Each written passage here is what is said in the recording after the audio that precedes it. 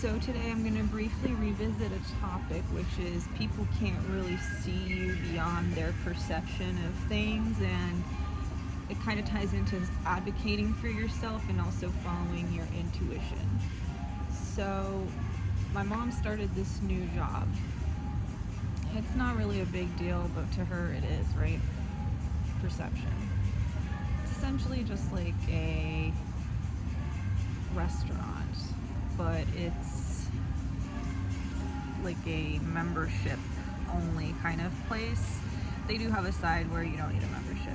Anyway, to her this is like if I got chosen to walk for frickin' the Chanel runway or something. Like, for her this is that. And it's gotten her real hype about things, but it's also it's interesting watching her kind of struggle and feel like she doesn't belong there when it's literally just a restaurant. And a couple times it's popped into my head because she's like friends with one of the people who is like a manager there, or like runs the place. And it's popped into my head the second time today. I had forgotten the first time that I should try to like meet the guy that she knows. He's like around my age, I believe, and see if they throw events or are planning on throwing events, because I could offer to DJ. And then I started to think about it even more, and I'm like, not only DJ, but I've thrown events before. And so before I could forget, I made sure to send a voice note. And I was like, hey, to my mom. I was like, hey, next time, or whenever I go, because I haven't been yet, but I plan on going for around my birthday time. I was like, let me talk to this guy that you know, and let me offer my DJing services. And intuitively, it's just been screaming at me, right? Like, I don't know why, but it's just been like, this is the second time where I'm like not even thinking about anything related to it. I'm literally just like focused on my work, and it comes to me. And usually that's when your intuition screams at you, is when you're not paying attention to the thing. And my mom's response was none too satisfactory. Now, I have not taken it personally, because this is what I'm saying. People can only see you as they see themselves, right? So her response was, well, I don't know if he'd be interested, because like he knows like a lot of really rich people and he has a lot of connections, so he probably knows like a lot of DJs, and he probably knows like so many people, and like most likely he would ask someone he already knows, and that's like essentially trying to be like somebody that's a somebody, right? And trying to kind of imply that like I'm not really anyone, and why would he pick me out of all the people he can pick? And I didn't take it offensively, because I already know the game, and the game is, it's a projection, right? Like, she thinks of herself as a lesser, so she's unable to even fathom that I don't roll on that wavelength, right? So I start to advocate for myself calmly and composed, and I respond and I say, well, because she's like, well, I can ask. And I was like, no, I would prefer to talk to him myself, because I don't think you're quite aware of the level of which I was doing this at. And I got so many prestigious gigs, and I'm not going to list them because it's completely pointless, but most of the top places, really, essentially, that were available at the time.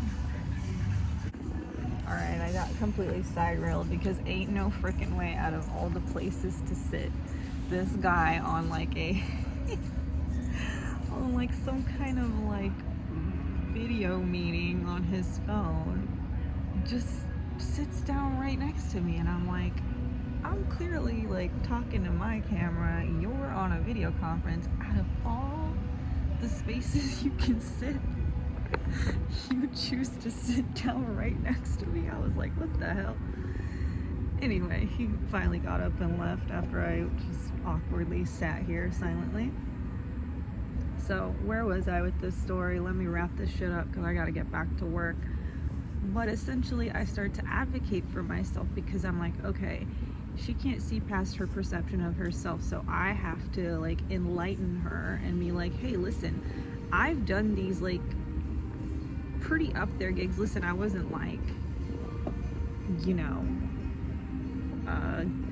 doing festivals and whatever, but I would say I was on the precipice of those things before I completely rehauled my life, because my issue wasn't necessarily where I was in my career, it was the people I was surrounding myself with, because I had just entrenched myself so much in like just the wrong crowds. And obviously my bad, you know, like I'm not gonna be like, oh, I was such a victim. Like, I was a victim of myself, right? I was a victim of myself. I didn't wake up till it was too late. Actually, it wasn't too late. Honestly, I feel like I caught myself just in time. And I was like, all right, overhaul, like spiritual and life overhaul. So I completely quit. And I've mentioned this many times before, but I quit at the peak essentially of my career of like I feel like I was about to like, again, like reach the next precipice of like possibly starting to DJ places like Coachella and things like that, but whatever, right? So I'm like trying to explain to my mom, I'm like, Mom, I've DJed like there's no way if I tell this guy where I've DJed that he won't be impressed. And not only that, but in the world of DJing, most DJs are boring dudes that wear baseball caps and like a white tee, and they have no personality, and they all play the same kind of music. And I have like a really, really wide range of music taste, and I dress cool, and I have personality, and I'm a girl, and people just like that shit. So so I was like trying to tell her, I'm like, why are you, like, you know, I didn't say this, but in my head I'm like, why are you selling me short? Like, why are you already jumping on the chance to stomp out my opportunity before I've even gotten the opportunity? And then finally she responds, she's like, all right, like, you know, when we go there for your birthday, I'll try to make it so he's around and so you can talk to him. And she's like, kind of changed her tune a little bit. She's like, okay, well, just like make sure to write down all the places you know, you've DJ'd, and maybe you can even send him an email after or something. And I'm like, that's right. So yeah, that's essentially the little story, the little update. I'm curious to see if anything comes of it. But again, even if it doesn't, just putting your feelers out there, putting that energy out there that you're searching, that you're ready to receive, it's what's going to lead to the receiving. Because sometimes you put in an effort to something and it doesn't directly correlate with the thing you put the effort into, right?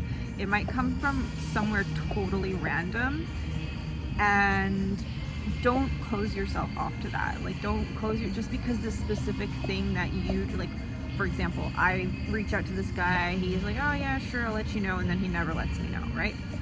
The old pattern would be, oh, okay, it says, see, nothing ever works, I try and nothing ever works, and blah, blah, blah. But the new pattern is, okay, cool, I put my energy out there, and the energy can come back from any direction. It can come back from so many ways that I can't even conceive of. So yeah, don't let other people's dimness dim you.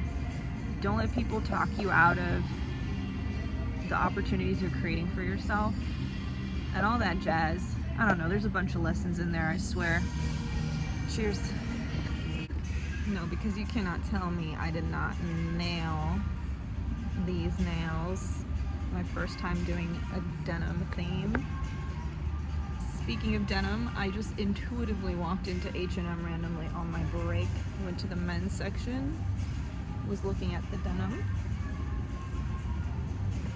picked up a pair of jeans, and I always find that H&M nowadays is a little overpriced for what they're selling, right? So I find it really hard to justify buying anything there unless it's like an emergency. But I look at the price tag and it says $9.99 and I'm like, and I go over to the register and the lady confirms, so I had to do it, you know, to match my nails, of course.